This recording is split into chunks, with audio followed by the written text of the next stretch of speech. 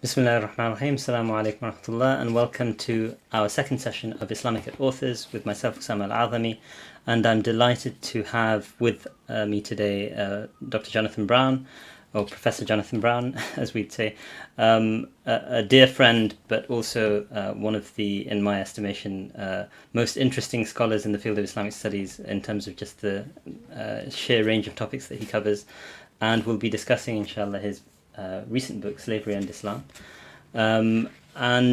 Just a brief introduction to Professor Brown, who will be well known to a lot of our viewers. He's currently the Walid bin Talal Chair of Islamic Civilization in the School of Foreign Service at Georgetown University. He got his PhD at the University of Chicago, an extremely well-traveled scholar and extremely well-published scholar who's written on topics from Hadith studies to Quranic studies to early Islamic history to all sorts of fascinating topics, including the controversial, which basically covers today's topic. So inshallah, the standard format will be I will allow Professor Brown to cover this topic. If you'll I know Jonathan Brown for a long time, so I will go ahead and call you Jack, if that's all right. That's fine. So Jack, inshallah. So Jack will inshallah be covering this topic for maybe about 10 minutes, just giving us an idea of what motivated him to write the book, and in a sense what the main themes of the book are. After which I will launch into a discussion in the standard way, and that discussion will go on for at least half an hour. And if anyone has any questions, we'll try and cover those questions towards the end of our discussion. Jack has been very kind to suggest that if we find that the discussion is going on over an hour and there is interest on the part of the viewers, that we could potentially go on for a bit longer, depending on your circumstances, of course, Jack. And I understand you're you have other responsibilities as we all do. So please, please feel free to let me actually, before I let you take things over. I do want to emphasize people are free to write in questions. They will come up to us as comments, and you can also. I would encourage you all to buy the book, and there's a link that's present in the either the video description on YouTube or on the the post on Facebook, inshallah, I think that this is really an extraordinary work that a lot of people should be reading. So please do consider buying it. And with that, let me ask Jack to go ahead. Bismillah. Thanks a lot for inviting me. Yeah, so this book, Slavery and Islam, was really something that was a topic that basically, by the way, everything I say now is actually in the book. So if you're interested in more, reading it instead of hearing it, you can find it in the book. But when I was, when I first became Muslim, it was probably about 19 years old.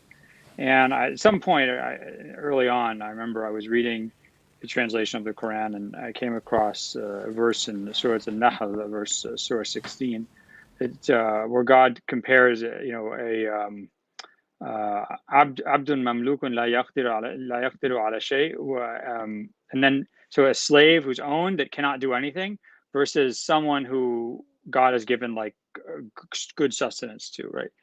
And this is actually a parable of people who call on false gods versus call on the God, right? So false gods are like slaves that can't do anything, right? And I was struck. I mean, I remember being struck because I was like, wait a second, like you can't just mention slavery.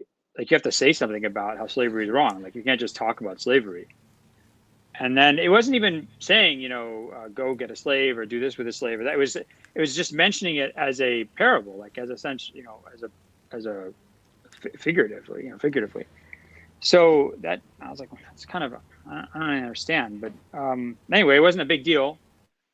I think that maybe like a lot of Muslims, you know that the Quran talks about the slavery talks about freeing slaves a lot, right?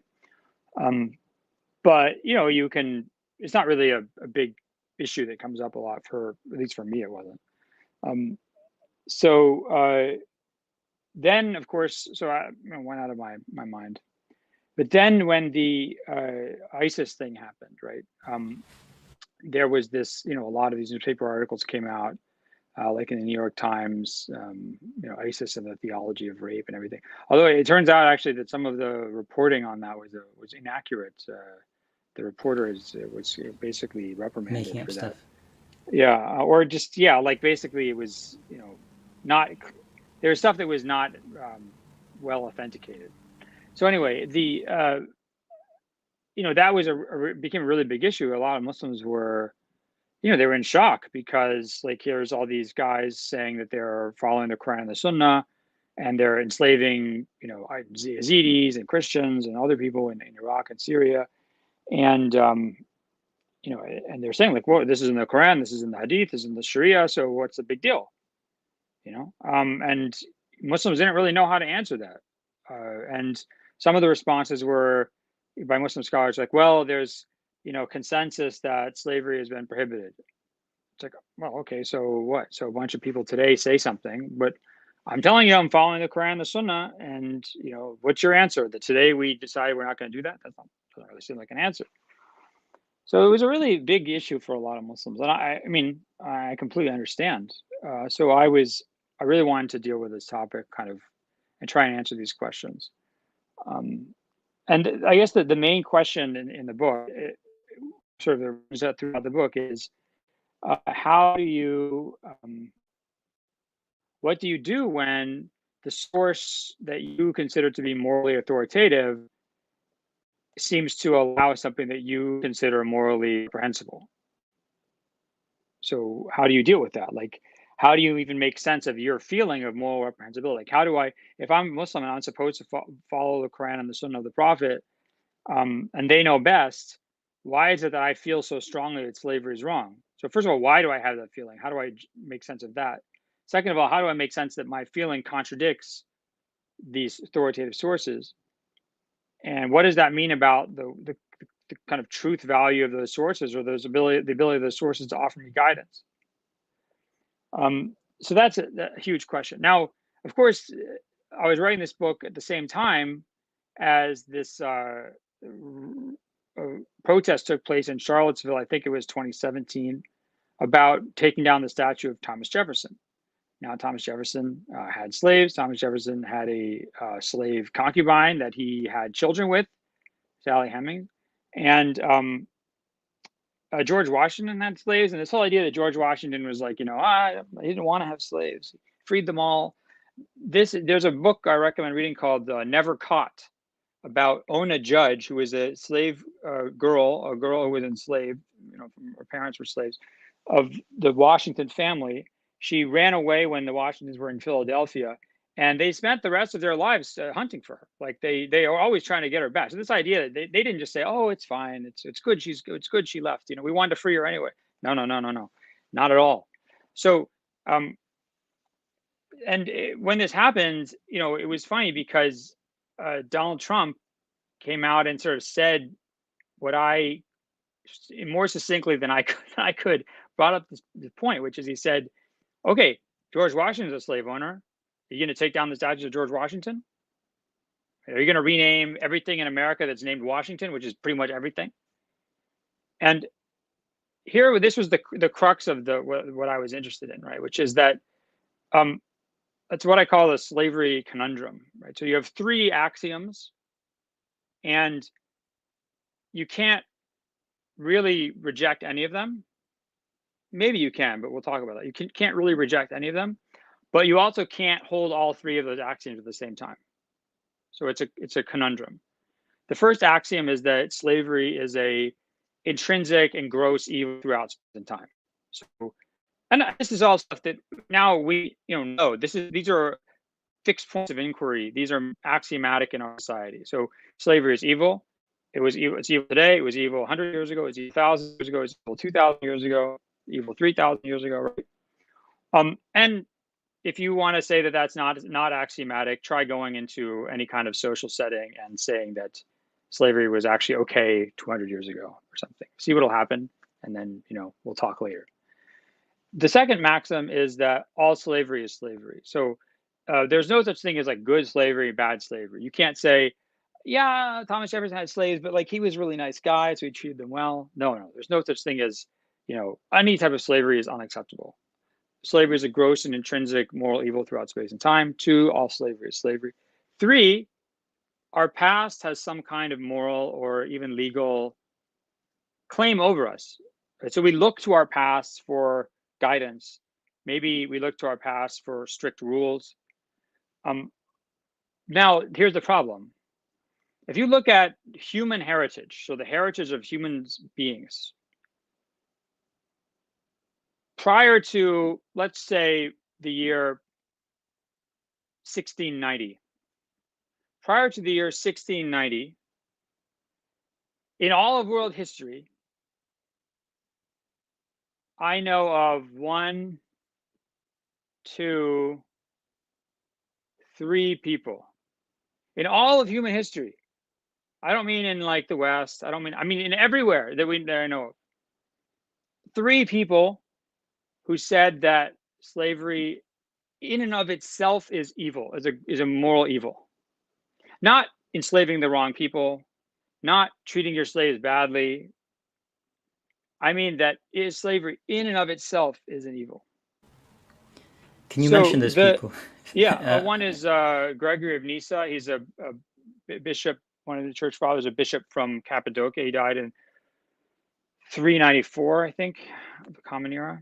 The other one is Jean Baudin. He's a French jurist and historian and kind of man about town, Renaissance man. He died in 1596, if I'm not mistaken.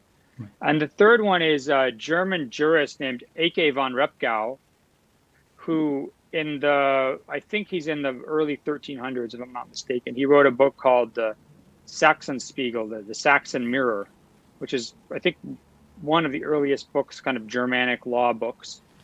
And he basically repeats Gregory of Nyssa's arguments with a little bit of adjustment. So that's it. So here's the thing, right? Now, look, if people who are saying like we should take down the statue of Thomas Jefferson, people are saying we should take down the statue of that guy in Bristol, people are saying we should, change the name of this building or that building because this guy was involved in the slave trade. They're completely right. They are totally correct. Logically speaking, they are completely correct. Slavery is a gross and intrinsic evil across space and time.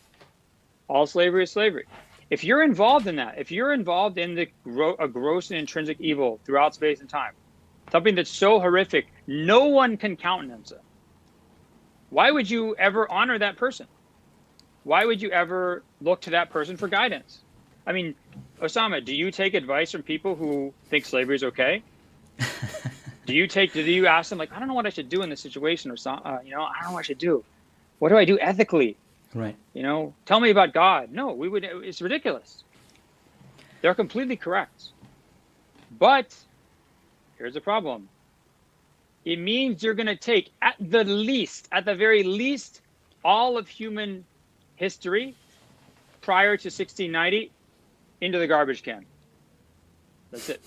And then, then we can talk about the 1700s, 1800s, whatever, we can talk about Thomas Jefferson, all these other people. But at the very least, every single philosophical tradition of note that I know of, every religion that I know of, all were either condoned slavery, had no problem with slavery, maybe defended slavery, thought it was totally normal. So what do? That's a big predicament. Some people might be willing to pay that cost. Some people might, yeah, you're right. Let's get rid of all of human heritage before 1700. Why not? If it's evil, it's evil. Get rid of it. But not a lot of people are willing to pay that cost. And certainly people who look to revealed traditions that come from, the classical period or whatever, the axial age or after, they wouldn't usually be willing to pay that. So that's the main kind of issue I'm wrestling with in the book. But anyway, I'll summarize the book really quickly now. So the first chapter is I talk about kind of talk about definition of slavery. And the main point I'm trying to make there is that uh, really, when you define slavery, it's a very political action, and it's a lot of things. It's about defining kind of what you think slavery is, as opposed to what other people might do, right? So it's about kind of saying who matters, whose suffering matter, whose suffering doesn't matter. Now, there is no agreed upon definition of slavery. That's not necessarily a problem, right? So there's no agreed upon definition of religion. You and I are sort of in religious studies, and there's no agreed upon definition of religion, religious studies. But that's not a big deal, because if you say religion is this or that, no one says you're an evil person. But here's the problem with things like terrorism and slavery, these words that are not agreed upon in terms of their definition.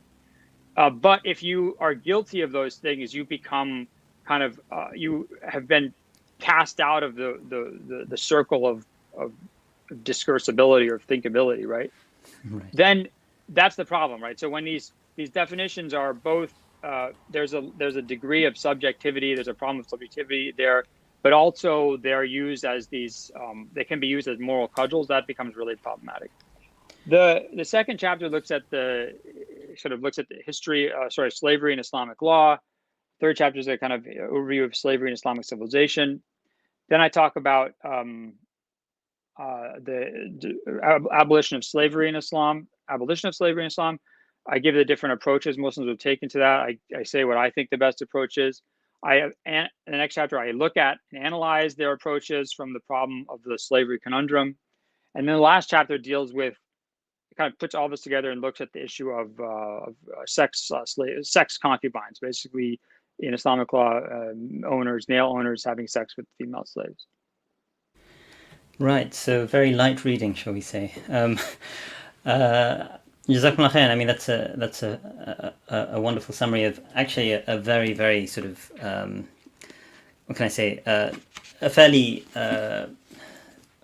lengthy work, which will, I think this may be the longest book you've written. Is that fair to say? I think so, yeah. And but it certainly rewards, spending the time on it, and indeed sort of reading your extensive footnotes as well. I think you've covered a lot of fascinating terrain in what you've just said, but I want to emphasize to people that, as you put it at the outset, this is in the book, but the book has so much more. It's extremely rich, it's extremely well researched. So please do try and get your hands on it to be able to read it. I just wanted to ask a couple of questions, and viewers are already sort of sending in their questions. So inshallah, we'll try and get to you within the next half hour or so. And wa alaikum salam to Samina Awan, who's just given salam to us. Why 1690? What were you mentioning? You were mentioning before 1690. I just am curious. That's around. There's around when these this one Quaker tract is anti-slavery Quaker tract is written in Pennsylvania. Right, and you kind of spoke in passing that who's going to discard everything before 1690? Maybe some people will, and I actually think that the reality is so much of our laws, so much of our sort of like society and culture is so deeply embedded in a history that sees itself going back to the ancient Greeks, for example, or to Magna Carta or what have you. Our institutions couldn't survive that kind of extirpation, so to speak, of history. But I think that you present the dilemma in a very compelling way. How do you accept moral guidance from a tradition, whether it's religious, in my view, whether it's religious or irreligious, because moral philosophy in the modern world, which is largely secular in the academy, for example, still draws on sort of these kinds of norms that are pre-modern as well, even if they're very often critical about them. So how do you deal with that conundrum? One of the things that I'm curious to sort of I actually read the book about 6 to 8 months ago, and I've gone through sort of certain sections in advance of this meeting. But I'm just curious, I can't recall a very detailed treatment of a kind of Islamic theological question that arises in these sorts of contexts. So I want to compare it with Sherman Jackson's fascinating book on the problem of black suffering, which covers, again, a very similar sort of moral dilemma. And he is, perhaps a lot more sort of, he doesn't show himself to be very directly implicated in the debate in the way that you point out in the beginning. You're a white male and you're a Muslim, and therefore there are two traditions through which you are an inheritor of slave ownership. And he, of course, being an African American, is more likely to be at the receiving end of that tradition. But he doesn't, in my recollection, make such a big issue of it. And he presents the four Well, sort of also, for all we know, his ancestors owned slaves too in Africa. I mean, so right, what's right, interesting right. is if you look in, I mean, look, I'm not, I'm happy to admit my more immediate guilt in any number of issues. But Right. I mean, what's interesting about this is that, human history is one in which all of us are descendants of slave and slave owners, I probably, think, right? At yeah. some point or the other, yeah. And I think this is what's fascinating for me, because we also have these kind of DNA tests that you can do. I don't know how accurate they are and what scientists think of them, but they show us as being all deeply intermixed as a kind of human society. So my question, I went on a bit of a digression, but my question is, from the Ash'ari perspective, to a certain extent, this is a question of tahsin and taqbih, right? What is moral evil? And this certainty that we have in the modern period, I'm just speaking sort of obviously into sort of theological theory here, but these certainties that we have in Ash'arism, it's like, wait, we don't actually have any moral certainties. And so I wonder if that's something that you reflect on in the book. I cannot recall that being a particularly sort of salient feature. So I talk about that. Now it's interesting because there's a prominent Muslim scholar in the West whom I have a lot of respect for, so I'm not going to name this person. I'll just say that this person wrote in several of their books that Qadi Abdul Jabbar, the famous Mu'tazili Shafi scholar, died 1025, I think. Right. That he says that slavery, riq in slavery in Islamic law, is it's kind of, it's morally evil and intrinsically in and of itself. Now, he never says this in his books. By the way, that scholar never gives the citation. But Right. I looked through this book, and also so did Sharon Jackson, and he never says this. In fact, Qadi al-Jabbar says the opposite. Now, if you're a Mu'tazilite, you cannot, the things that are allowed by law, by God, have to also be morally right. So the things are, the relationship of like exactly how things are right and wrong in the world is another issue. But the point is that things are right and wrong in and of themselves in the world. Right? And there can't be contradiction between that and what God says. So God, for example, can't say murder somebody because murder is wrong. Now, for an Ash'ari, you could say God could say murder somebody because the definition of just is what God says. Okay.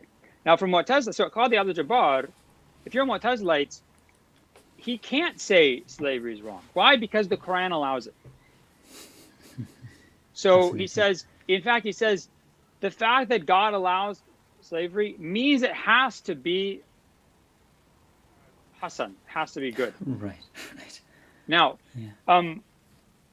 so Muslim scholars never, no pre-modern Muslim scholar that I know of, nor could I conceive of them doing this, ever said that slavery was evil in and of itself. Right. Okay, remember, by the way, except for those people I said earlier, nobody said this. I'm not just for Muslims. Yeah. Now, what would they say? They always, though, acknowledge it was harmful. There's two things. One, in Islamic law and Islamic theology, humans are born free. This is not a Muslim invention. Roman law also said that the default status for human beings is freedom. If a human just flops out of the womb, all things being equal, that person's free. Right. Okay. Right. The difference between, let's say, us and the Romans is that the Romans said there's certain ways that you can legally be enslaved. This is the same thing Islamic law said. Right. Now, it's the default of human existence is freedom. And Muslim scholars were also clear that only God owns our freedom. God owns our freedom. But God can allow certain situations in which people can lose their freedom. Right. They can lose it, let's say, if they commit a crime or something like that, right? Right. Or in the Quran, the Sunnah, if you are a non-Muslim outside of the Islamic world and you get captured in a war with Muslims, Right. then the Muslim can take you and they can keep you as a slave. I mean, Now, losing but here's freedom. the Forgive me. Losing freedom because of a crime is not something which is in the Islamic tradition quite the yeah, same. it's not. But I mean, yeah. we Muslims Yeah. use prisons at various points in history. So Right, the right. point is, they take somebody, they put someone in a prison. We would say that is not being free, right? Right. Right. But so, and by the way, it's interesting that when Muslim scholars talk about this, kind of legal theorists and moral and legal theorists talk about this, they freedom and slavery are controlled by the state. They're held by the ruler, the government, as almost like in lieu of God. So just like the sultan or the government can have you executed if you commit a crime, Right. like they're the ones who hold this right of God. They also hold the right of God in terms of freedom. So Ahkam Sultani. Yeah, exactly. Yeah. But so when let's say Ahmed the Muslim owns a slave in Cairo in 1500, it's not so Ahmed the Muslim owns the right of using that slave. The actual freedom and slavery status of that person is held by the government. Fascinating. But that never. I mean, that's why, for example, the government can say you're mistreating your slave. I'm going to make you free the slave, or I'm going to take the slave from you, or something like that. So there's this oversight based on the same way that the Prophet ﷺ would oversee, like if someone came and said, this guy stole from me, or this guy murdered my cousin, right? Right.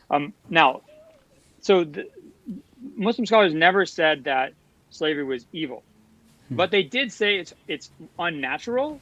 And by unnatural, I don't mean like it's like incest or something, but I mean it's unnatural. It's not the natural state of human beings. Right. Something has to happen to you for you to become a slave. Sure. Now, but they also said it's harmful. It has darar. Darar means harm. Right. Why is it harmful? They say this very explicitly. You can't do whatever. You can't make your own decisions. You can't do whatever you want. You don't get to benefit from all the fruits of your labors. Right. You're not a complete legal person. So, for example, in most schools of law, slaves can't own property. Some schools of law, slaves can't lead prayers. Some schools of law, slave, couldn't be a witness in court. So you're not a complete legal person. So the reason why freeing a slave is good, and by the way, I don't know of any source, scriptural tradition, or work of thought that is as obsessed with emancipation as the Quran and the Sunnah of the Prophet. The Quran and the Sunnah of the Prophet are obsessed with emancipation, with emancipating slaves. So why are they so obsessed? Because Muslim jurists would say, or legal theorists would say, slavery is harmful. And so but there's a difference. The harm for them did not outweigh the ownership right of the owner. Right.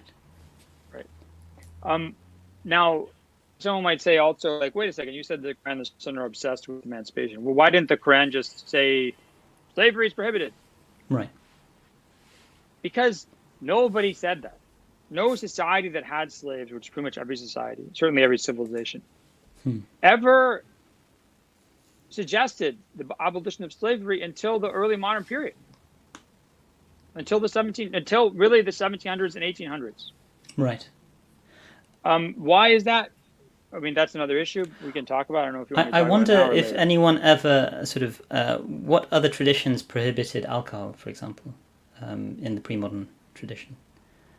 I'm not sure. I'm not sure. I know prohibition took place in the United States, but that's kind of a modern state kind of effort. But it would be an interesting comparative exercise. I mean, so the thing is that some people say, well, why the Quran didn't prohibit slavery because it would be impossible. Right. Well, I mean, it was difficult to prohibit alcohol. It was difficult to prohibit polygamy. To prohibit polytheism. Yeah. But Islam did that. Right. In addition, it's possible, right, that the Quran or the Prophet could have said, look, we can't prohibit this, but this is wrong. Right. But they don't say that. But the point is that I think the reason why, and just to make a slight digression, but I think it makes sense, which is But one of the things that I get emailed not every day, about once a week, once or twice a week, I get email from somebody saying, I can't understand how people in the past allowed slavery. Fascinating. That, and it's always causing them great consternation, anxiety. So, I mean, this is probably because I'm a professor and I think about all this stuff all the time. And you've written a book about it. But what really interests me is not how could they have thought it, but why is it that I don't think that? Right. So, I mean, if we're looking at kind of humanity, everybody in humanity who's ever lived, get them up on stage. You've got Aristotle, Buddha, the prophet, Moses, everybody. Right. And you say, okay, everybody who thinks slavery is evil intrinsically in and of itself, go over here. And everyone thinks that slavery is not evil intrinsically in and of itself, go over there. The people who think it's evil are going to be very, very small, and they're going to be from a very specific time and place in human history. So here's the thing. Do those guys not have hearts? I don't understand. These earlier people, they're like dysfunctional. Their hearts don't work. Their brains don't work. I don't get it. How can they not feel the way I feel? I think that forced us to ask, really, what does our revulsion mean? How do we think about morality, right? How do we, it's not a problem, for example, for us to say we think slavery is wrong, because slavery is not really an issue today. Right. It becomes a problem when we want to talk transhistorically about all morality being the morality that should apply for everyone throughout history. Can I interject briefly here? I mean, This is another point where, you're a historian. I was trained as a historian in my undergraduate years. And one of the things that's kind of drilled into you is, don't think anachronistically, right? Don't bring your own moral universe to bear upon the people you're studying in the past who, as Quentin Skinner sort of famously put it, witchcraft made sense in medieval Europe, right? Or I had the good fortune to study with Jeff Stout at Princeton, who's a sort of relativist and pragmatist. And also we have the phenomenon of postmodernism, which questions fundamental truths and beliefs in objectivity and moral truth as well. And so, this is one of the things where I found fascinating. You have this paragraph, I think towards the introduction, where you say something along the lines of, this is one of those topics where whoever writes it, they feel compelled to say, and this is wrong, right? And it just makes me wonder that actually this is one of those areas where, for all our sort of commitment to sort of secularism in the modern academy, there are certain sacred points which we cannot, really just disregard and think, actually, you can be nonchalant about that point. No, you actually have to take a moral position on it. Otherwise, you're not a member of our civilization, so to speak. And I find that fascinating as well. I think that's historically, anthropologically interesting as well, to be honest. Well, I mean, also you can look at that with other topics as well. So if you said, like different notions of truth, so there's like the coherence notion of truth or the correspondence notion of truth. I mean, there's some people who say like truth in the past doesn't exist. Like narratives of the past are just things that make sense to a community. Right. Now, if you look at these debates, usually what someone will then say is, well, so are you saying the Holocaust didn't happen? And then you're like, well, I mean, okay, yeah, obviously the Holocaust happened. So there's certain, I mean, I'm not making that up. That's actually what, if you look at some of these discussions, that's how the discussion plays out. Yeah. So the things that are the fixed points, the dogmatic underpinnings, if you will, they are, I find interesting, they're usually things that are recent changes. So like if you look at in America, I think probably in Britain too, what are the two things that you just cannot say? You can't support slavery and you cannot support pedophilia. Interesting. Right? Interesting. Now, by pedophilia, we mean like sexual interest in people that we legally today would consider children. Right. Under 18s minors. Yeah. So, I just saw this thing yesterday about like some listicle about we should stop thinking that these people are great. They were actually horrible. One of them was Charlie Chaplin, because he would have all these sexual relationships with 16 and 17-year-old girls. Although the age of consent time was 16. Right. But the point is, like, he was garbage, he's awful. So, but if you think about these two issues, these are two issues I think I would say they're maybe the two things that you really just, they're sort of like taboo. There are two things that have inverted very recently in human history. Until very recently in human history, slavery was totally normal and uncontroversial. Until even more recently in human history, a man having interest in a nubile 14-year-old wouldn't be a debate. There's a great book on this called American Child Bride by a guy named Styrett is his last name. Right. American Child Bride. There's a major campaign in the US at the moment, as far as I understand, to change the laws because you can still get married. Exactly. As minor. So, but the point is that, the thing is that, and this is, I always use this example with my students. I say, look, if I told you that a guy was brutally murdered outside of campus a week ago, brutally murdered, they'd be like, oh, that's terrible. But if I say, okay, a guy a week ago, he lured in this 10-year-old girl, and then he had sex with her and ran away with her. And like the students are like, oh, I mean, even me saying that right now, like I feel like kind of disgusting feeling in my stomach, right? Yes. So you're like, oh, that's messed up. Everyone's quiet after that. No one says anything. But if you look in human history, all societies think murder is wrong. All societies. And I think pretty much every society would say that just randomly going up to a person in the middle of the street and bludgeoning them to death is wrong. Right. I mean, it's an absolute moral wrong. Yeah. Throughout time and space. But in terms of the societies where the second thing would be wrong, the minority of human societies in our history, even today, some places don't have a problem with that. So why is the thing that is actually I think the luring component of it would be, I mean, in a lot of pre-modern societies, they would say, okay, well, if it's done in conjunction with a conversation with their parents, then it's okay. Or even if you read Jane Austen and things like that. Let's say it's not let's say he doesn't lure. Let's say her marries. Dad agrees. Her dad agrees. Yes. I mean, these things in Yemen that people talk about, the parents agree to it. Right. Okay. So, but my point is not, I think the point still stands, which is it's our reaction that we feel in our stomach. Why is our reaction stronger to something that is actually much less agreed upon as wrong by our species in history? Why is it less fierce reaction to the thing that actually is agreed upon by our species in history as an absolute moral? That's what I find. So we have to think about, like, the things that where we feel gut revulsion are usually relatively recent moral changes, right? Yeah. So that, I think, is an interesting way to think about the relationship between moral revulsion and like kind of anachronistic or transhistorical notions of morality. And there's another dimension. I mean, like, some of this stuff is really dynamite thinking, talking about it. But obviously, we're engaged in a sort of reflection, which is an intellectual exercise here. We're both respected, inshallah. I hope I am a respected academic. We're both respected academics, inshallah, in reputable universities, reflecting on a question which is, intellectually significant.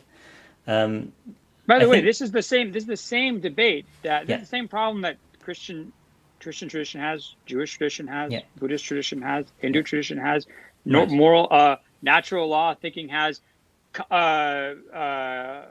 Kantian philosophy has. Kant, by the way, read his stuff on race and slavery while he's writing the categorical imperative. Fascinating. Or what's a universal discourse on morality? I forget what it's called. Like, he's same thing. He's saying there's certain Africans and Native Americans. They're so lazy. He says that they need to be enslaved in order to be productive. Liberal luminaries like John Locke, as you mentioned in the book. Exactly. But John Stuart Mill and the colonization of India and civilizations and their knowledge and things like that. So the point is that, and another thing is, I mean, it's interesting. Like, who I talked to so many people about this issue when I was writing this book, and there's two kind of conversations. First conversation is people just get completely disgusted and freaked out, and they can't deal with it. That's the normal response. Right. Do you know who the people that consistently I have the best discussions with African American Muslims, without a doubt. Because I think for a lot of Muslims, they don't want to deal with this, and it freaks them out, and they get really uncomfortable. I think African American Muslims, this is like day one, they have to think about this. Absolutely. And this is something that is like they wrestle with it. Right. And they have to come to terms with it or not, right? But the point is, it's not something they can kind of put under the carpet. So yeah, for when I was writing this book, and in terms of feedback I got on it, it was from African American Muslims were by far the most productive discussions. That reminds me, actually, I have a good friend, Amanda Thomas Johnson, who's going to be starting up actually a PhD at Cornell. He's recently written a book.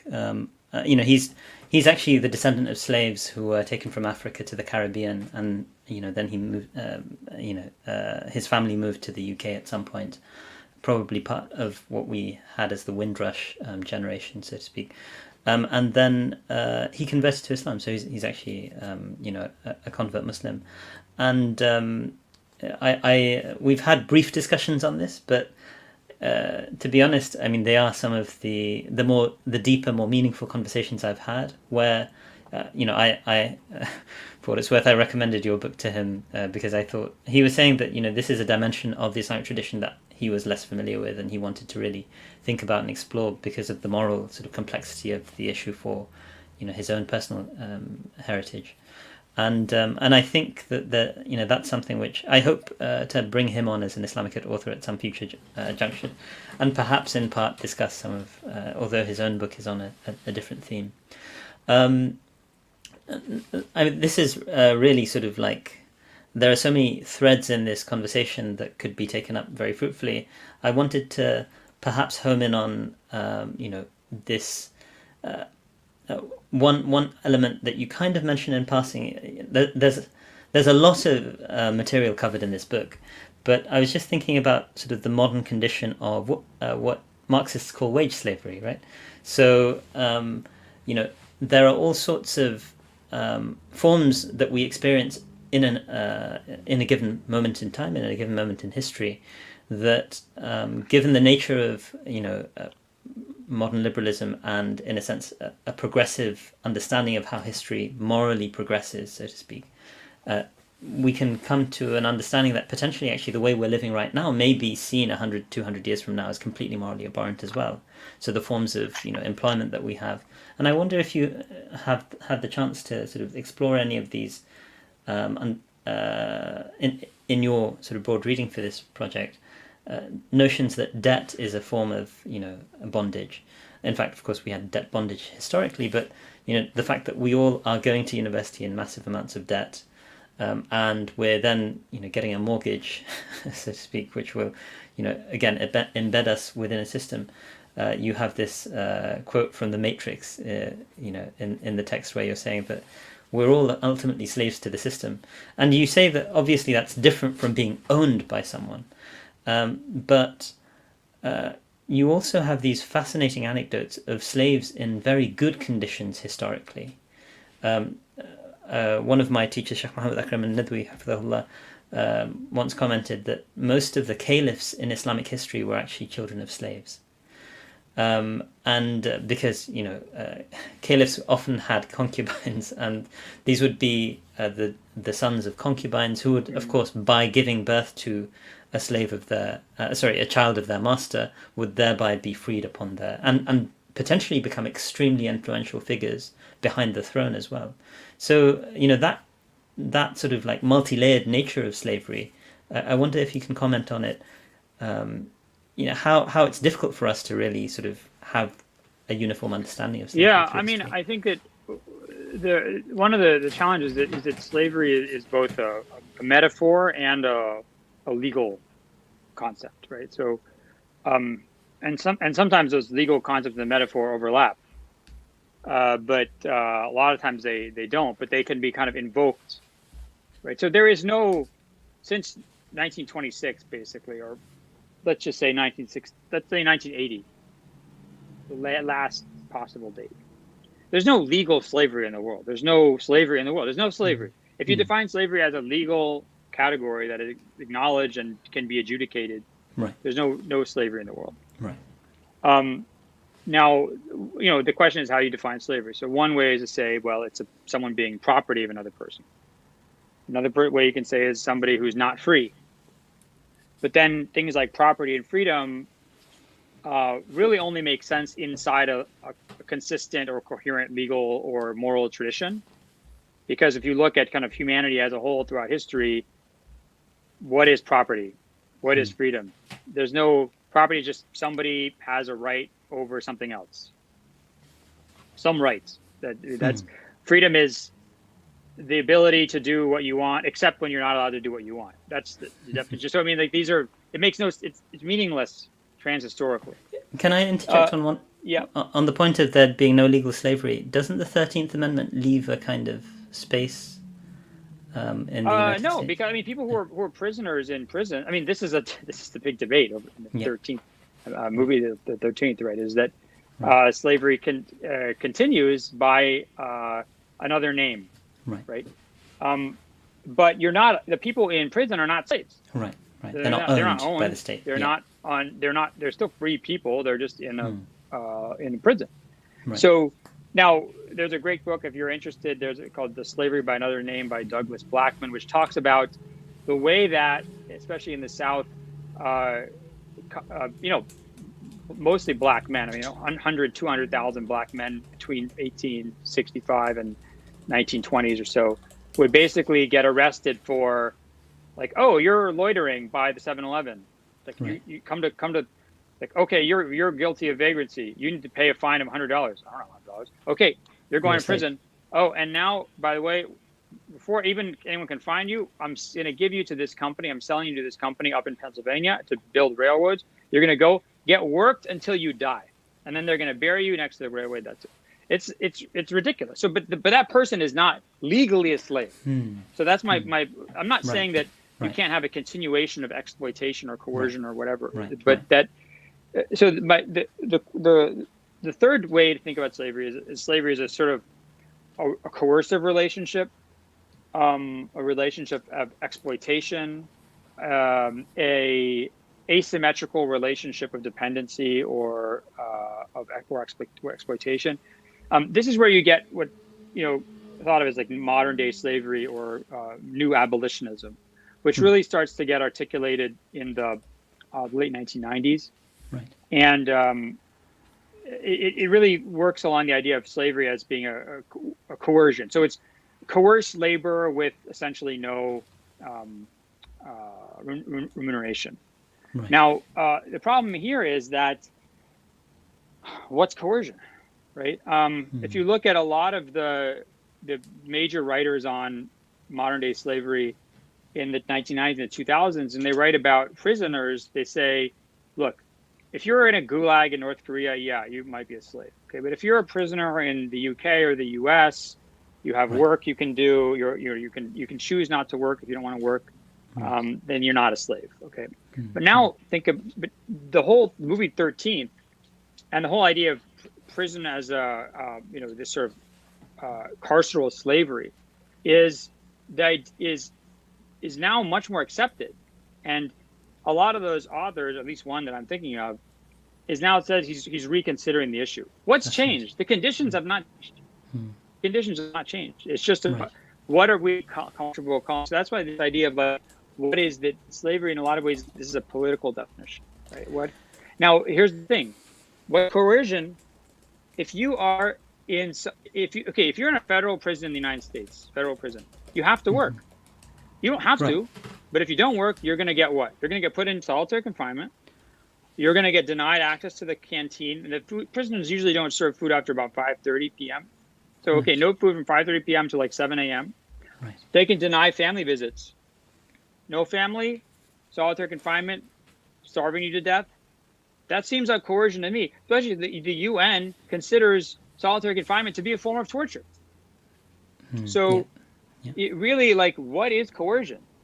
A lot of people would, a lot of Americans would say, well, these people aren't being coerced. They're in prison. They did something wrong. They Right. But if you Right. look at what happens to you if you don't work in prison, and then by the way, where does these workers in U.S. prisons? What do they've done work for Victoria's Secret, for other companies, even according to like International Labor Organization uh, definitions of modern day slavery. U.S. prisons are places that have slaves.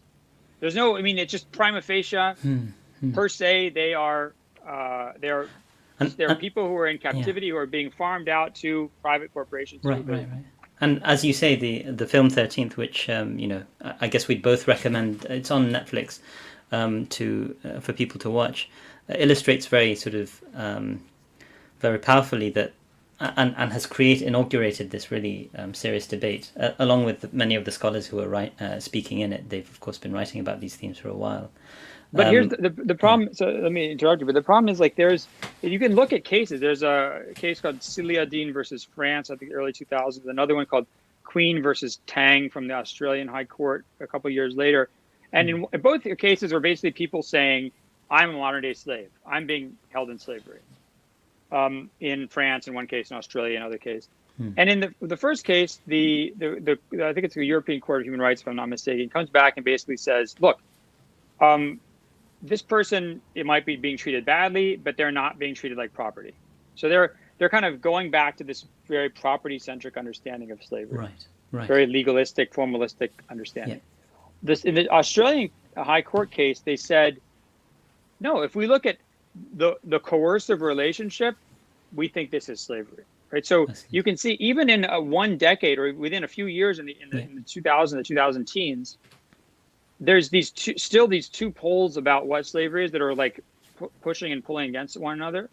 And then it's like, I remember, what did, kind of like white nationalist people say, and I think this is even in the state curriculum, educational curriculum in some states in the US, they'll say that actually a lot of white people were slaves too, who came to the Americas because they were indentured servants. Right. Right. Now, by the way, there's some crazy stuff. Like the year that 1619, when Africans were first brought to the U.S., to America, North American slaves. Yeah. Same year, about, I think, 100 English children were brought from like the streets orphanage of London, brought them here. Almost all of them died. But my point is that some people say, well, these indentured servants were slaves. Now, someone would say, and it's a limited period of time, right? Indentured service, it goes for through the 1700s. I'm not sure exactly when it ends. But no, I mean, in terms of like you can go into. Okay. You can sell your services for to go to the new world. Here's another thing, right? So someone would say, whoa, these people are not slaves. This African guy is like out, hunting, or his village gets raided. He gets taken, put on a ship, sent to Brazil. That's a slave. Right. And he's going to stay there for the rest of his life. He's going to get worked until he dies. That's it. But these guys, these British guys, they went and they agreed to do this. They say, I will give up certain freedoms of mine. And even you can punish me. If I run away, you can brand me. You can chop my hand off. You can kill me. Right. But in return for my trip to the New World, I'm going to be your servant indentured for 10 years. And then after that, I'm going to get a piece of land. I'm going to go try and make my living. Now, so those are very different. One is unwilling and one is willing. That's a good point. But guess what? According to things like International Labor Organization, other walk free, other anti-slavery organizations in the world today, right? Debt, bondage, indentured service is a major type of slavery today. Sure. So what you see is, you can think of it as like inflation of the term. Right. The term slavery is inflating. It's sucking up more and more things underneath it. And in one sense, this is good because, look, if there's some guy who's getting treated badly in another country, well, we don't want that to happen. Yeah. So what's it? But if someone says, oh, he's a slave, now suddenly like Bono is out there saying, we got to fight for this guy's rights or whatever, and then everybody, now this guy's life is better. That's good. Right. But at the same time, if you expand the definition, expand it, it starts to cheapen the suffering and experience of the people who were actually slaves. And when I say actually slaves, I put quotation marks around that because modern day slavery is not a metaphor. When people talk about modern slavery, They're not saying it's like, oh, you're working, my boss is making me work like a slave. Right. They're saying, no, these people are actually slaves. Just like people 200 years ago were slaves, these people are slaves. But actually, what we're saying when we say that, hey, wait a second, like, person in an American prison is not being treated as badly as a slave in the antebellum South. What we're actually doing there is saying there's different levels of slavery, and that Right. breaks the second axiom, which Right. is you Right. All can't, slavery is slavery. you Yeah. know, all slavery is slavery. So you start Yeah. to like, people start to get really uncomfortable, and the kind of discursive system starts to break down. I wanted to, so I just wanted to say that there are quite a few questions, and I'll be able to turn to them in just a moment if that's all right, inshallah. But thank you everyone for putting in your questions, and we'll put them to Professor Brown in just a moment. I wanted to close with, a reflection on what this all means for Muslims. So, obviously, you're writing both as a Western academic and as really a Muslim theologian thinking about serious questions from a Muslim perspective as well. And I really like the way in which you blend those two traditions of approaching the Islamic tradition in a very rigorous fashion. In a sense, that one of the major challenges, and I kind of hinted at this when I was referring to Ash'arism, that what is the source of our norms, right? And what you're saying is in the slavery conundrum, that slavery is wrong. That's an axiom that we know. Slavery is wrong, etc. And it, in a sense, is a disruption of that, pre-modern Islamic moral universe where, okay, if you're an Ash'ari, norms are purely, given by God. Everything that humans do are completely contingent. They, in a sense, have no moral value whatsoever. Or you're a Mu'tazili, and there are other options as well, of course. And if something like slavery has been mentioned neutrally in the Quran, or as in the case that you mentioned, which struck you so much when you had just converted, that was a neutral mention. But in other instances, it's mentioned as something that is encouraged to bring an end to through freeing of slaves and so on. So you can say there's a sense of discouragement almost, but it's not. I think neutrality is quite salient there. The Mu'tazila would seem to suggest actually, that's something which we cannot say is evil, right? And I sort of sent you in a WhatsApp message just before our session that this is a hadith. I don't believe it's mentioned in the book at all, but in Sahih al-Bukhari, where Abu Huraira says, "Lil mamluki ajran," quoting the Prophet, that the slave has two rewards, and he mentions the rest of the hadith, and then he adds at the end, if it weren't for the Hajj and taking care of my mum, I would have loved to die a slave, right? And so there's a completely different sort of conception of what it means, because for him it's like, a slave is getting a double reward, a reward for being obedient to his God and a reward to being obedient to his owner, despite all of the other harms that are recognized in the Islamic judicial tradition. And so in a sense there's this moral sort of like challenge that I would suggest that our modern circumstances puts us into this bind that actually you have to have this sharp, strong moral position on this question. But at the same time, you have a tradition which, if you want to be a part of, you can recognize there's even moments where certain members of the tradition, like Abu Huraira, are saying, actually, there can be a moral good almost involved in being in a state of servitude. And he almost says that, I wish I was a slave, right? So yeah, that complexity. I wonder if you want to just comment on that before we go to the questions, inshallah. Yeah, I mean, by the way, like, I'm not saying that Abu Huraira was like getting this from Christianity or something, but I mean, like, you see a lot in the Christian tradition, in the gospel and in the letters of writings of Paul and the gospels, that Jesus is like comes in the guise of a slave, right? That the Christian is like, to be a slave to their fellow man, not just to God but to their fellow man. The way that saints like Ignatius Loyola, the way that they serve other people. I mean, they serve them like slaves. That for them is this expression of piety, or a way to train themselves in piety. I would say that Now, one thing that's important to remember is that, usheries don't go around and say like, you know, hey, Osama, like, you need to cook me dinner right now, Osama. You know, oh, what's wrong? You're offended by me saying that? But God never said don't tell someone to cook them dinner right now. And there's no right Right. or wrong except for what God commanded. No, Right. of course there's right or wrong. Custom. There's what's called urf, Yeah. custom. Yeah. And that's what people like, when Ghazali and others write about this, that's where most human morality comes from, custom. And by the way, this is how Islamic law also, we know this from one of the five major principles or maxims of Islamic jurisprudence, al-'ada muhakkama or al-'ada muhakkima in another version. Custom is probative, custom is dispositive, custom is authoritative, as long as it doesn't violate the Sharia, obviously. Yeah. But when Yeah. someone says like, like if I went and told my wife, hey, where's dinner? And don't forget to clean the dishes. And I'm gonna go to the shisha cafe with the boys. I'm gonna watch the game. I want the kids put to bed, and I'm gonna come. And then if I did that, I'll tell you where I'd be. I'll be outside the next second. The next minute, I'm gonna be outside on my butt, like wondering how I flew that far out of the house in that amount of time. And then I'm gonna get taken to court. My wife's gonna say, "This guy's a deadbeat dad. I want to be divorced from him." And if there was a Sharia judge there, they'd say, "Yeah, this guy's a terrible husband." Because I am not.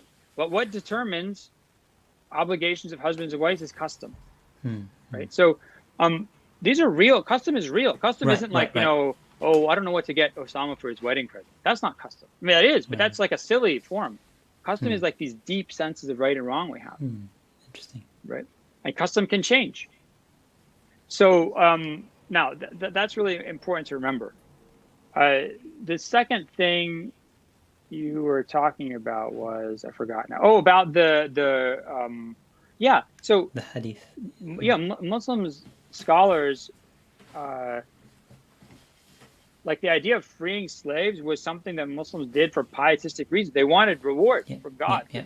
They'd say sometimes you have these documents of manumission where they'd say, I do this hoping for my reward from God, right? One of the things that Muslim scholars talk about when they start discussing abolition of slavery is some people are saying, wait a second, but then you're taking away a major good deed from people because they can't free slaves anymore. And we would say, what the heck are you talking about? Yeah. What? You crazy? Right. But that was a serious, for them, it was really important. The reward you got for freeing slaves is really important. Right. And that was a serious concern of theirs. And another thing that you mentioned, which I think was an important point, is this idea of how we look back in time at the past. So, people who look back, when I just said, we look at this guy and say, are you crazy? How could they not understand? Or you'd see, for example, Muslim scholars who would fight, they'd literally die. They would die. And there's examples of this. Hamdan al-Jassus is a good example. Moroccan scholar in the early 1700s. There's the ruler of Fez, Mawla Ismail, orders all people who are of African descent, of slave descent in Fez and around it to be enslaved for his army. Hamdan al-Jassas writes a fatwa against this. He's told to shut up. He writes another one. He says, if you write another one, we're going to execute you. He writes another one. He knows you're going to execute it. He gets executed. Right. He said, if you do this is a mockery of the Sharia. No one has ever said this in the past. This is absolutely unacceptable. Right. He went to his death. But Hamdan Jassus could care less if a Christian got enslaved. It would just be like, okay. Yeah. So we would say, what's this guy's problem? Why doesn't he understand? But if you read, for example, strict animal rights activists today, they write and they talk about animal rights as abolition. And they're not saying that as a metaphor. They're saying, look, what is the idea that before there was the idea that you could take, let's say, African people and enslave them. And you couldn't enslave a white person. How is that any different from saying, I can take a cow and put it in a cage and take its milk and kill it and eat it, but I can't do that to a human?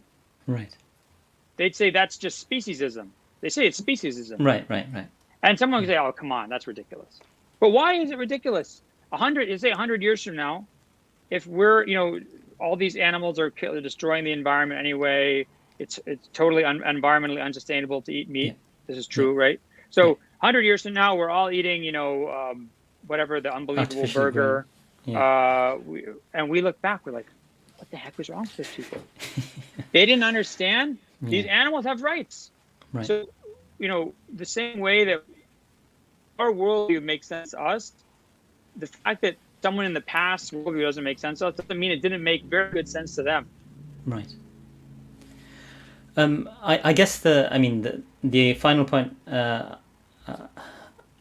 it's up to you because we should really be taking some questions. But I was just thinking about the hadith of Abu Huraira, something along those lines. If that's something which, how do we understand that in the sense that this is a companion? It's not obviously the Prophet saying. You have this fascinating quote. I forget the name of the scholar, and it's very early. Islam yatashawaf ila al-Hurriya.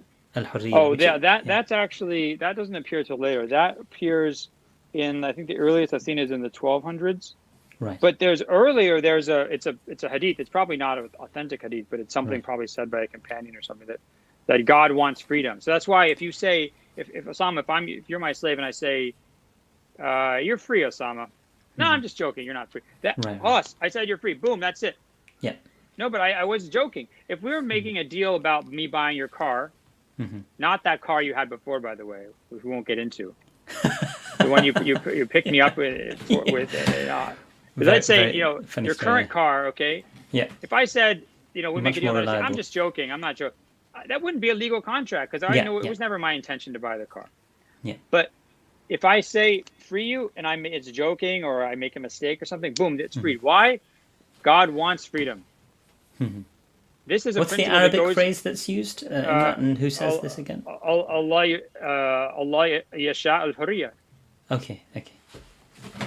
I think you can see it in the Kitab Tahrish of Dirar ibn ibn Amr. Amr. Right. Okay. I mean, that's one of the earliest texts we have Very early. Yeah. in the Islamic tradition. Yeah. So anyway, so that's a very important point because there's an obsession with, and its irony is one of the reasons that there's so many slaves brought into Islamic civilization from the steppes of Russia, from Turkic lands, from Europe, from Africa, from India, is because Muslims are constantly freeing their slaves.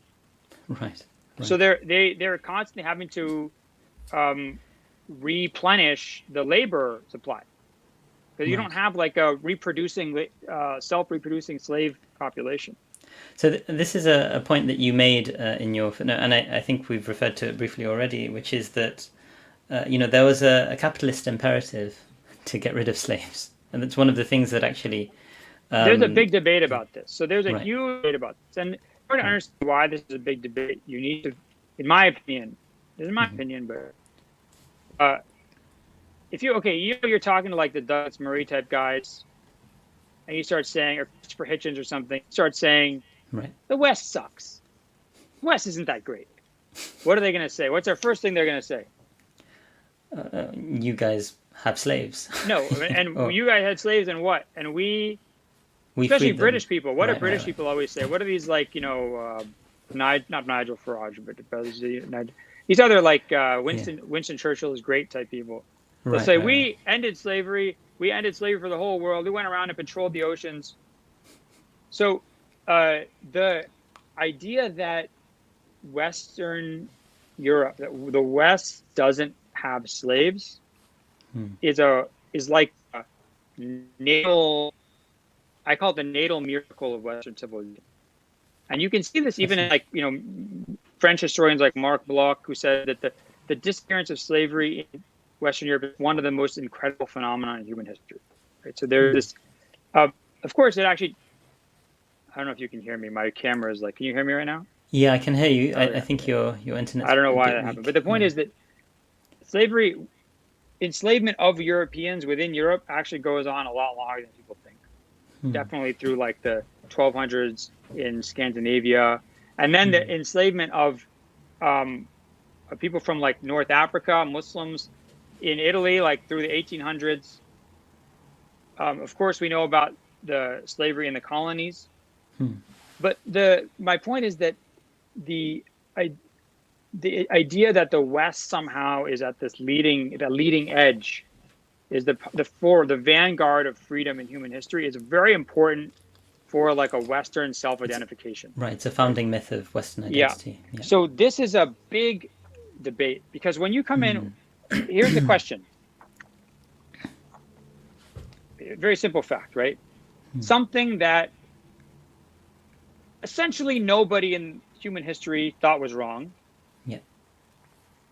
Goes from being fine to being completely, absolutely unacceptably evil, essentially within 150 years. And how does that happen? I mean, does some people or people in the 1800s, are they eating more protein? Are they somehow smarter? Are they better? Are they smarter than Thomas Aquinas or St. Augustine? Do they more spiritually in touch with God than St. Augustine or than the Prophet Muhammad or Buddha or Moses and all these people? No. So what happens? I mean, the narrative, of course, it very often is about, we've liberated ourselves from our infancy. But how? So to speak, how? yeah. I mean, where is this? In Renaissance, we discovered the Greco-Roman tradition. Yeah. We discovered Roman law, which allows. So if you look at, almost like either John Locke or my God, name is escaping me right now. He could the laws of our ocean. That dies in the mid 1600s. Major early forerunner of human rights discourse, international law. Hugo Grotius. Grotius, exactly right. These guys, they're just operating with the Roman law tradition, where if you there's legal ways to enslave people, which is you capture them. Right. Okay. Now, in it's really only in the 1700s, into the mid and late 1700s, that you start getting like a real this Enlightenment rejection of slavery. Why is that? It's interesting. They're reacting to, well, there's a couple of reasons, but one of the reasons is they're reacting to the Atlantic slave trade, which is horrific. Right. It's not only horrific, but it's racialized it's racially based and justified. Right. And that it really does not sit well with a lot of people like with William Voltaire, with these other names are escape me right now. I can't believe I'm forgetting them. But a lot of their reaction is against the Atlantic slave trade. So I don't think you can say that there was this Enlightenment, because the Enlightenment is a rediscovery of a tradition that had no problem with slavery. So what happens? What is it in human? Aristotle has a very prophetic line. I think it's in his Politics. He says that they'll be slaves until looms move themselves. Right. Like what actually happened? When did slavery become the sort of the ball start to roll and then gain momentum, and really you hit a tipping point? Let's say in the 1800s. Right. What's going on in the mid 1800s? You already have industrialization. Industrial revolution. And it's not a coincidence that abolitionism emerges is it first expressed and then catches on in the two places that had first industrialized and had gained extreme economic prosperity without reliance on slaves: Britain, England, and the northern colonies of what became the United States. Fascinating. I mean, right? I wonder. So there's a big. Yeah, go ahead. I wonder if there's. I mean, you say this is very contentious, and you kind of outlined some of the reasons why that might be the case. But I wonder if there could be pushback, as there has been against Whig historiography for the last century or so. But with I'm thinking Great Divergence debates, talking about.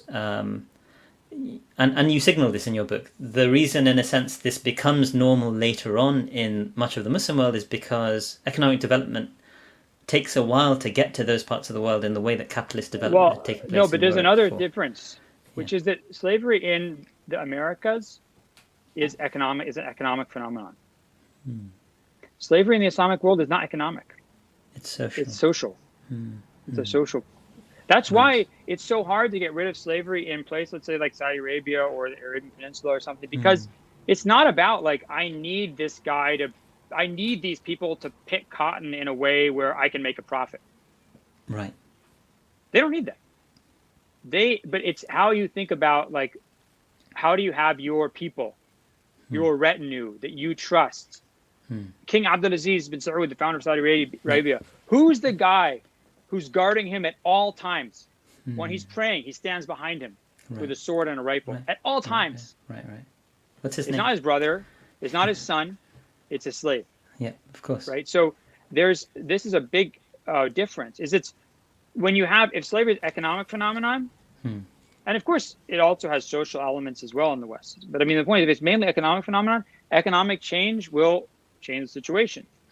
If it's mostly a social phenomenon, you can have economic change and maybe the social system doesn't change that much. Right. I mean, I'm not trying to like flog my own wares, but it's better. I'll just read this from the footnote, so then I don't, make make a lot of mistakes in recalling it. Which page is so this? there's a brief 390 on the footnote we talked about. Yeah. Summary of the debate. Yeah. Eric Williams' landmark book, Slavery, Capitalism and Slavery, 1944, landed a Okay, I talk about the moral awakening narrative. The moral awakening narrative basically says abolitionism happened when human beings basically woke up and were like, holy crap, slavery is wrong. That's basically the narrative, okay? The moral awakening narrative. He landed a major blow against the moral awakening narrative, arguing that Anglo-American abolitionism triumphed in ending the Atlantic slave trade in 1807 because the rise of free trade and industrial production, along with the weakening of mercantilism, meant that the agricultural industries that depended on slavery had entered economic decline by that time. In short, slavery was no longer part of a good business plan. In his 1977 response to this book, Seymour Drescher, in a book called Economicide, showed that far from being in decline, slave-based agricultural production in the Americas had actually entered its peak profitability in the early 1800s. Ending it was, quote, economic suicide for a major chunk of the British and American economy. Moreover, slavery was totally compatible with industrial modes of production. The moral awakening narrative had been right, in effect, says Drescher. Drescher and others since have argued that abolition was brought about by a major change in Anglo-American public sentiment regarding slavery, sentiment that ran counter to economic interests. Other scholars have tried to counter the Drescher school. What Williams had introduced was more than simply the obsolete or incorrect specifics of his decline thesis. It was the notion that the end of slavery ultimately hinged on changes in material circumstances, not the idea of slavery as immoral driving history. They have offered several proposals for reconciling this economic narrative with Drescher's critique. Thomas Haskell argued that the peak profitability of slavery-based production was ultimately marginal in light of the major economic changes afoot on the world stage. So yeah, maybe, things in the Caribbean had entered decline, but if you look globally, like economics was shifting away from a slavery model to one where you have to have workers who are also consumers, things like that. Right. I find Howard Temperley's explanation, which I rely on in the chapter 2, most convincing. So Temperley has a great argument, which he basically says both arguments are correct, the economic narrative and the moral awakening narrative, but they're correct in the sense that they create a feedback loop. Right. So people start thinking slavery is wrong because they're able to think it's wrong. So Osama, why don't you think? Like, your family, some of your family lives in India or Bangladesh. Okay. Yeah. If you go to those families, you say like I just took my kids the other day to like a kind of the place there was chickens and lambs and stuff like that. Right. And a lot of kids, they say like, hey, this is a lamb. I don't want to eat lamb chops anymore. If you say that to like a Bengali or Pakistani, what do they say? They'll laugh at you, right? Yeah, like, what are you talking about? You're crazy. You're a crazy person. Oh, you want me to die of starvation? Like, this is meat. If I get meat, that means I'm actually going to have real chance to develop a brain. So these are luxury. Once you have the luxury to start thinking about moral issues, you start thinking about them, and you can start kind of coming to new moral realizations, like a more refined morality. So this starts happening in places where they don't need slaves, Northern United States, Great Britain, as they start to industrialize. And then they start to see like, wow, we're actually doing things like we're inventing water wheels, and we're inventing steam power and trains. The world is changing. Suddenly the world is actually the world is something you can change. Progress is happening. You're at the forefront. We're getting better. We're the leaders. We're morally superior. Then you start saying, I can actually express this moral sentiment that I think slavery is wrong. Ask other people to believe that. They can get kind of join onto the bandwagon as well. And then economic change starts happening there as well. People don't need slavery in other places as well. It catches on. It becomes easy to get rid of slavery. They become morally convinced of this. So the moral awakening, the beginning is economic change in certain places, but then that creates a moral sentiment that changes, and that creates helps create more economic development, and it sort of like snowballs into this like a feedback loop, as I said. Just in terms of the language that you used, I mean, the challenge from an Islamic theological perspective is to describe that as more morally refined, partly because we look back at the Prophet as a moral exemplar. No, but it is more it is more morally refined. I mean, think about this. So it's not about good or bad or better or worse. So if you like, how often are Muslims supposed to bathe according to the Sunnah of the Prophet? Like once a week is typical, right? Okay. Yeah. Osama, do you ever talk to anybody who bathes once a week? No, I'm serious. Not. Like if I meet someone, like I'm kind of an asshole. So I'll be honest, I'm kind of an asshole. So if I meet someone, like, man, you stink. This not only do I don't want to be around that guy. That guy is, I think he's a bad person. Right. So like we start to think like there's something wrong with this person. They're not civilized, right? Right. But there's nothing morally wrong with bathing once a week. Right. There's nothing morally wrong with it. But that judgment comes naturally almost. It's because this is because custom creates morality. Right. So but that doesn't mean I would rather die than say that I'm a better person than the Prophet. Sure. I mean, that's part of your theological. I would rather die than say I'm a better person than Omar bin Khattab or Ali bin Abi Talib. Right.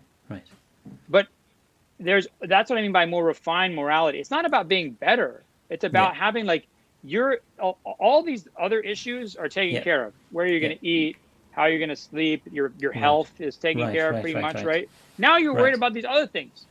These other things, these kamaliyat in the language of maqasid al-sharia, the kamaliyat, the tahsiniyat become major issues. Yeah. So that's what I think is, and by the way, I didn't talk about this, but that's why the best argument, in my opinion, for abolition in the Islamic tradition is when you go back and you look in like Shatibi and his muwafaqat and things like that. Yeah. He says one of the not the main aims of the Sharia, but one of the aims of the Sharia is freeing people, emancipating people. Fascinating. Yeah. So if we are now in a position where there's no economic need for slavery, we can fulfill that mandate for emancipation by just getting rid of the whole category of slavery and fulfill one of the maqasid of the Sharia. This is an entirely Islamically legitimate argument. It's 100% from within the Sharia tradition. Yeah, and someone could say, and this is often said, you hear this, well, you never would have thought about it if it hadn't been for Western abolitionism. Okay. Here's the thing. Western people would never have thought about it either. Nobody thought about abolitionism until it became economically possible. Right? Western, it just happens to be that the Industrial Revolution started in England and then North America, northeastern North America. Yeah.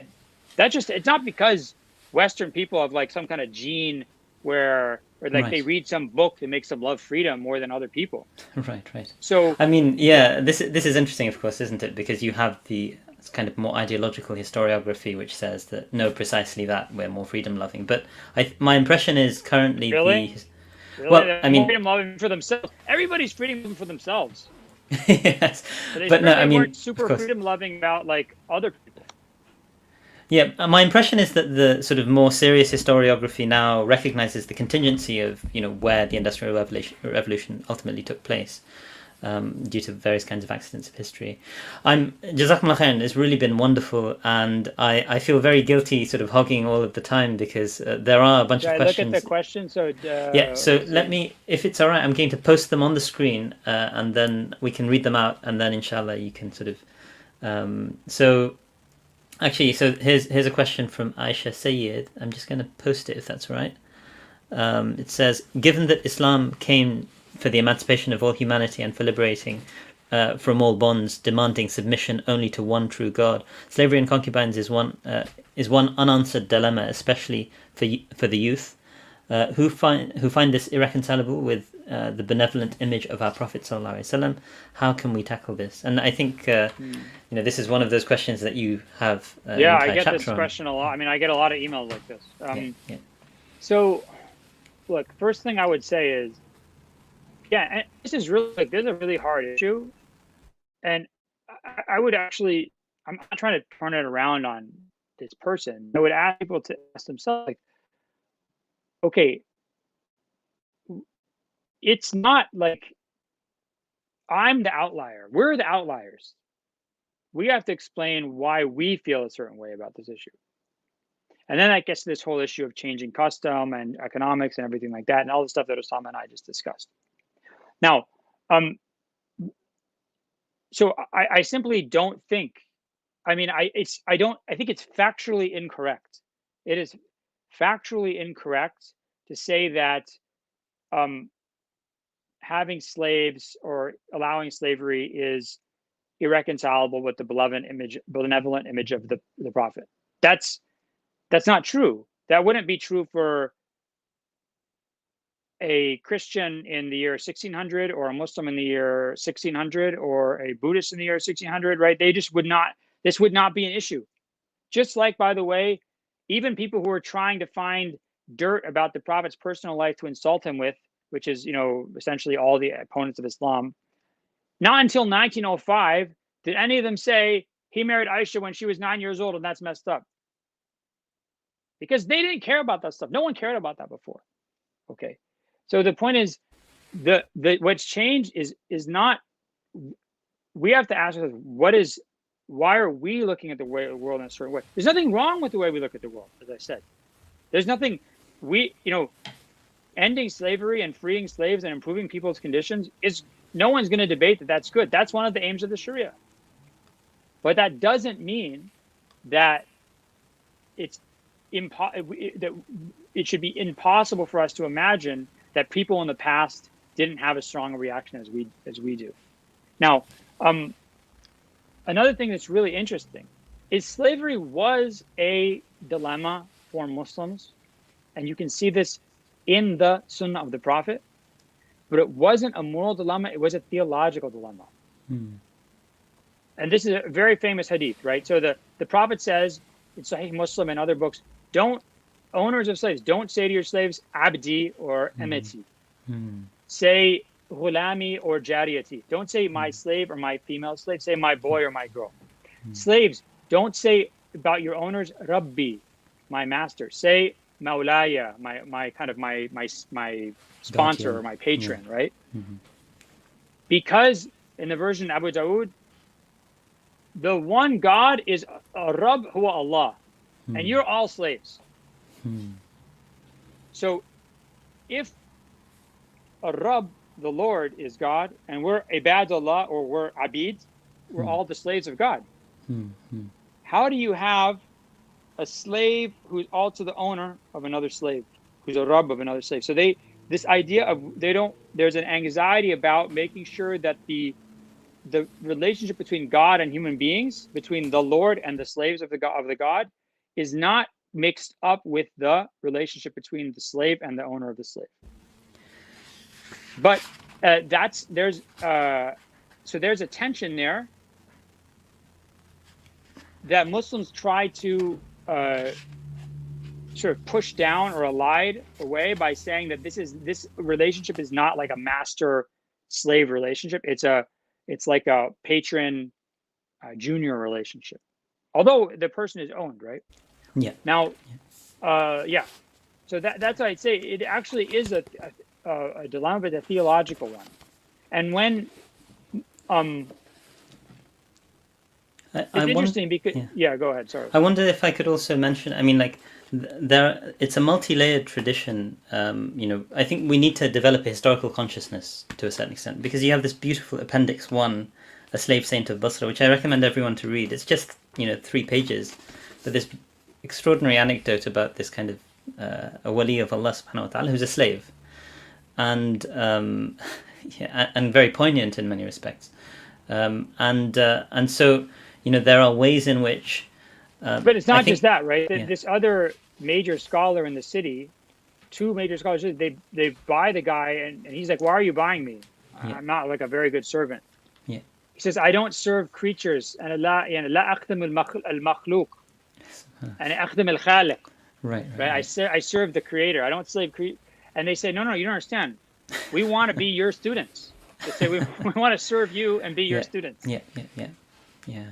I mean, subhanAllah, because he, and yeah, I mean, it's just such a striking story. I don't want to necessarily ruin it. It's a true story. It's not like this fictional novel that I don't want to ruin for you, but it's just it's really poignant, I think. So yeah, I mean, I get sometimes I personally think about this in historical terms, as you said, that there are these historical shifts that have taken place that give us these modern sensibilities that we don't need to deny and say this is wrong and we're going to reject it, but that shouldn't also cause us to reject and deny the sort of the station of the Prophet sallallahu alaihi wasallam, and I think Yeah. those two things are you know the Honestly, I think yeah it's healthier. Like I mean, I think there's something very unhealthy and unproductive and unsustainable about the way the rhetoric, the moral rhetoric is working. And let's just take UK and America. You could just like if you say that. I mean, if you say that if you were involved in the slave trade, that you are kind of beyond repair, right? So I'm not sure it's really healthy to have that view of our past, where that we um, are so morally certain about things and black and white about things, because I think that it doesn't acknowledge the like changes in sentiment, right? And I think that when you think about it more as like, you know, I can I'm trying to improve the people's lots as best as I can. We are all trying to do that. But that doesn't necessarily mean we're better than people in the past or that we have to condemn people in the past. That you stop thinking about in these like kind of morally black and white terms. I think it's actually more, and by the way, it makes it possible to think about your opponents as well. So you're a conservative or a Republican or a Democrat or a liberal, labor, stop being evil because they see the world in a certain way, and they start right being, someone who has different views about certain interests or certain priorities, right. and that's someone you can negotiate with and deal with a lot better. I think you highlight in the book the reason for this kind of uncompromising moralizing about this question, which we recognize and we see all the time, but in a sense the abolitionists needed to project that in order to persuade everyone, look, we just have to stop this now. Yeah, And because yeah slave owners would say, like, look, you're right. This guy is a bad slave owner. He treats his slaves terribly. I don't do that, you know? right right right Or right or like, look, I understand you guys have legitimate concerns. So you know what we're gonna do? We're gonna make sure these slaves are treated well, and then we agree, okay? So then it was in order to kind of make it something non-negotiable, they had to make it non-negotiable. yeah. I wanted to switch over to just the remaining questions. Ibn Battuta 7 says, Assalamu alaikum, Shaykh. But I you have a saw the question? other questions. I think a lot of them are I already answered. Yes, you've already answered. So I'm just going to at least read them for the sort of hope for, so that their voices don't get sort of silenced, as it were. Yusuf Ali was saying, Sam, does classical Islamic jurisprudence say anything about turning free people into slaves? And you kind of covered that. I mean, in essence, my understanding is, and you can correct me if I'm wrong here, the only context in which you can enslave people really in the Islamic tradition was, in battle, right? And modern scholars basically said, and that was at the discretion of the imam, and so it's possible to even stop that. I really found fascinating this point you made that a lot of later scholars said, look, we cannot, buy and sell slaves anymore from outside because we have no way of knowing whether they're actually legitimate slaves or not. And I mean, this kind of goes in tension with Toledano's remark, which you commented, replenishing slaves from the outside, which was in a sense a socio-economic imperative. I wonder if you could briefly maybe comment on that. Yeah, I mean, so the thing you're talking about is a relatively. I mean, it's a minor discussion in the sense that Right. it doesn't have a big impact. So they don't. But what they're saying is, um, if you are not sure that a slave has been legally enslaved, should you buy them or not? Right. And the overall answer is if you want to be careful, don't buy them. But bottom line is you can, because you're going to assume that, like, for example, Osama, when you go to Aldi's or whatever people go to, you go to like the local store, you don't know where maybe this guy stole all the eggplants you're buying and all the cucumbers, right?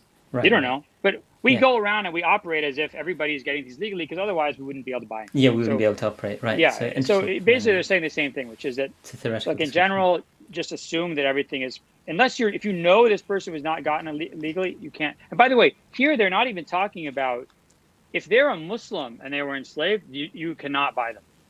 Right. That's it. You cannot buy them. Right. Can't. But that debate is specifically about, was the khums tax paid? Because if someone went out in a raid into like Central Asian steppe and brought this guy back, that person should pay a tax to the imam as part of the khums. And if you don't know they've done that, then has the person legally been enslaved? So that's actually that debate. The other debate, which we see with like people like Ahmed Baba, and this is very common in the Maliki school of law, where there's, in the Sudan area, Sahel area, or in also in Central Asia, is if you get someone who is claims to be Muslim, and there are the general rules also. If they say they're Muslim, the burden of proof is on the person who got them, who captured them or something. Fascinating. To prove that they're not Muslim, which is very hard to do. Yeah. And by the way, it's also important to remember that most slaves probably were brought into Islamic civilization not through capture, but through buying them from slave merchants who brought them from some other place, who got them either from some way or the other. And there's even a debate amongst Muslim scholars about whether you can do that, because you don't know if those people have been legally enslaved.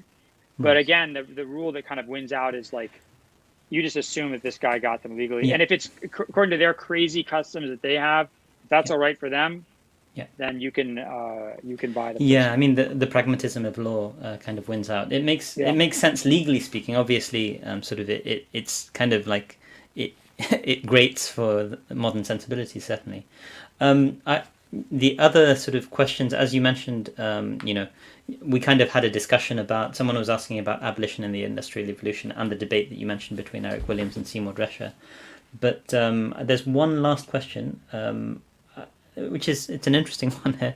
I would like to understand the wisdom behind Dr. Brown locating being Muslim and American as opposing identities in the introductory part of the text. And I didn't feel it was opposing, but I'd be interested to. Yeah, it's not opposing. I think maybe I meant by that is that they're two kind of. I talk about the kind of American slavery conundrum and the Islamic slavery conundrum. Right. They're similar but not identical. But I mean, in the case of so they're which is that as an American you have this issue of the kind of the founding fathers and Thomas Jefferson, the same guy who wrote the Declaration of Independence, and which is a very compelling document, and the guy had children with his slave woman. And then, but the Islamic one is different, which is it's similar, but the Prophet Muhammad is not like Thomas Jefferson. I could say, you know what, forget Thomas Jefferson. You know what, take his statue down. I don't care. Forget about him. I mean, you can't, if you're a Muslim, you can't say that about the Prophet.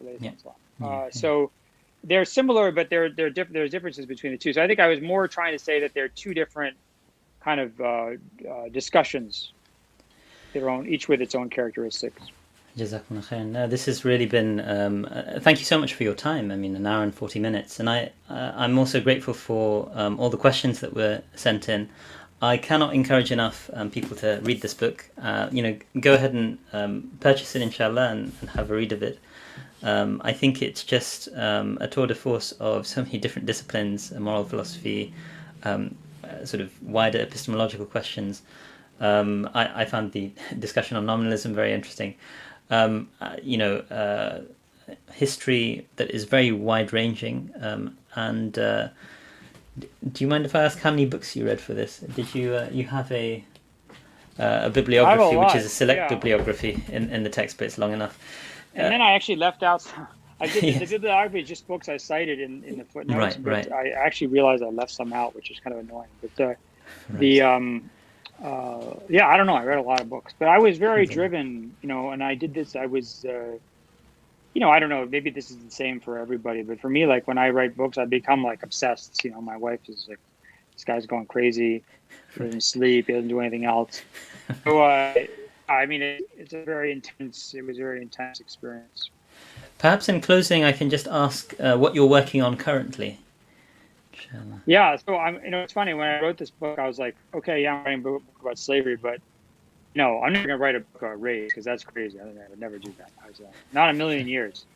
And then, which is, I actually still would say, but then last summer there was this debate in this I think it's called Research Africa listserv, where Right. there's this one thing called Afrocentrism or like Kemet Afrocentrism, and you see this.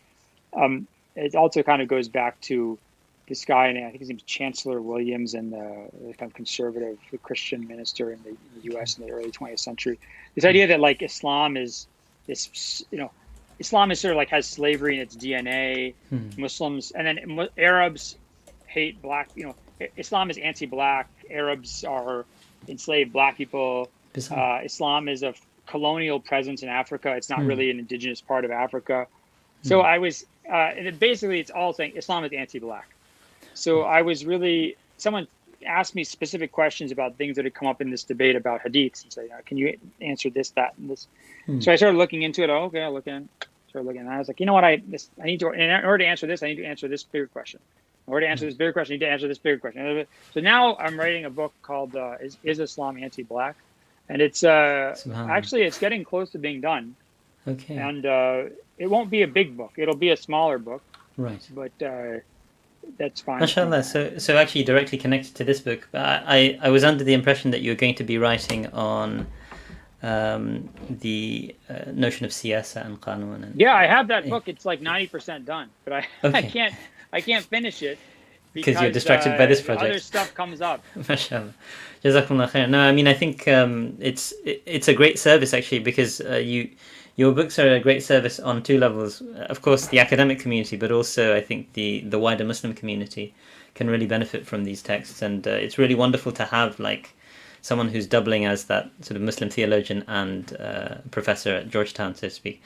So we look forward to that, and inshallah, I will definitely bring you back. When and when you're available, because I'd love to have the opportunity to discuss some of your other books. But Jazakumullah khairan for your time today. It's really been sort of wonderful to have you, and I look forward to inviting you back before long. Jazakumullah khairan for everyone who's stuck around for nearly 2 hours at this point. This has really been enlightening for me, and I've benefited a great deal from also the questions that you're asking, Professor Brown. And I hope you will join us in a week's time. Inshallah, I'll have another author we're in conversation with, inshallah, at that point. My pleasure. Until then, Jazakumullah khairan again, Jack, and we will be in touch in the near future. في أمان الله. سبحانك اللهم وبحمدك. نشهد أن لا إله إلا أنت نستغفرك ونتوب إليك. السلام عليكم ورحمة الله وبركاته.